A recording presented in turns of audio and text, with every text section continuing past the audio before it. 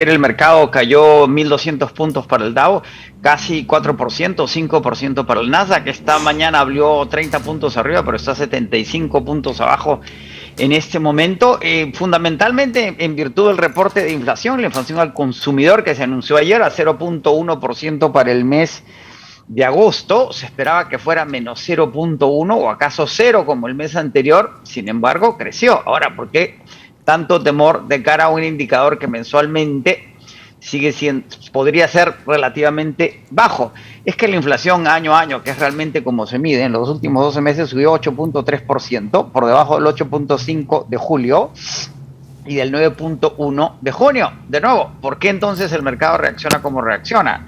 Porque la inflación, como dijo CNBC ayer, fue amplia, persistente y atrincherada.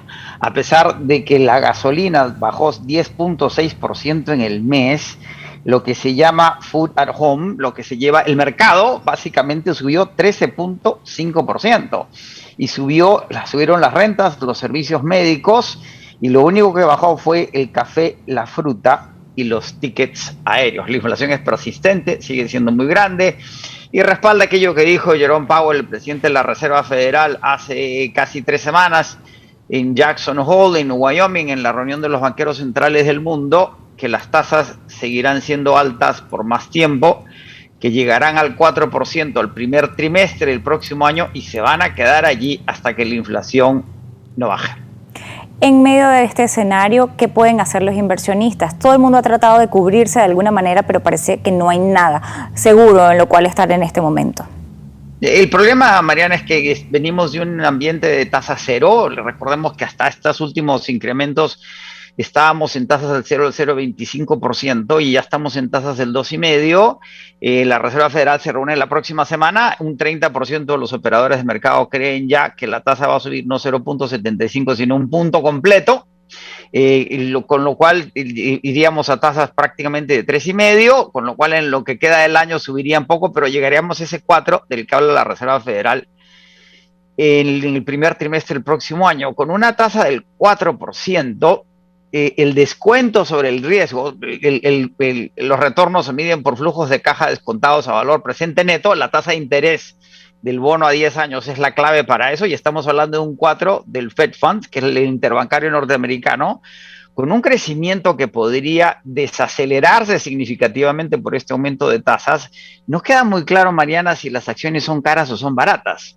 Microsoft, por ejemplo, de las megacaps, por eso el Nasdaq cayó 5 puntos y el Dow 4, las acciones tecnológicas de alto crecimiento versus las industriales, está casi cerquita de su punto más bajo, pero el mercado no está seguro si podría seguir bajando. Lo que nos queda claro es que el próximo año va a seguir siendo complejo, complicado para los mercados, que acaso habría una recuperación en el año 24. ¿Por qué decimos eso? Las proyecciones del Fondo Monetario Internacional es que la economía norteamericana va a crecer 2.3 este año, pero solamente 1% el próximo año. El fondo y los operadores de mercado asumen que la recesión, la desaceleración que vimos, lo que se llama la recesión técnica de los 2 primeros trimestres de este año, no son la verdadera recesión, que la verdadera recesión viene entre el último trimestre de este año y los 2 primeros del próximo. Por lo tanto, vamos a seguir viendo volatilidad en el mercado. Si se trata de invertir, son estos los niveles más bajos, no nos queda claro. Y si alguien decide comprar a estas valoraciones, porque son las que tiene determinadas como ideales para su portafolio, no va a haber retornos sostenidos, sino hasta dentro de los próximos 15 meses. Efectivamente, en escenarios como este, donde todavía no se sabe si ha llegado al piso efectivamente para la compra o para la oportunidad de compra, en los próximos días, si la Reserva Federal decidiera no irse por el 1%, sino por el 0,75%, ¿cuál es el mejor escenario ante un escenario de recesión, cuando efectivamente lleguen los mejores activos en los cuales cubrirse?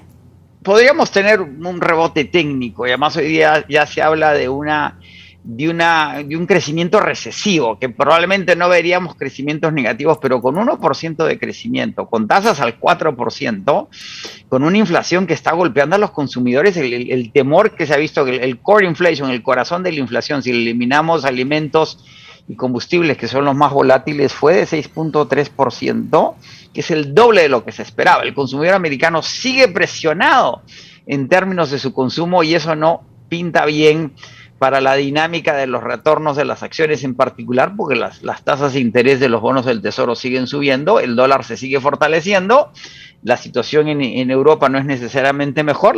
Hoy día se anunció la inflación en Inglaterra, 9.9% en Inglaterra.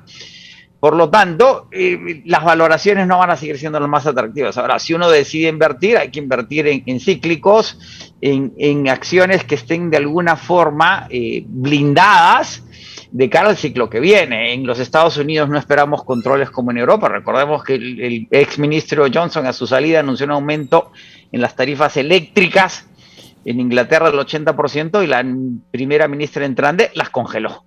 Y van a aumentar significativamente los impuestos a las compañías eléctricas en Europa, lo cual, si uno se estaba cubriendo con los cíclicos, con los utilities que suelen ser de protección, en el caso europeo ya no funciona. Y a diferencia de los Estados Unidos, la lateralidad de los gobiernos en Europa es mucho mayor, más aún con la crisis energética que estamos viviendo.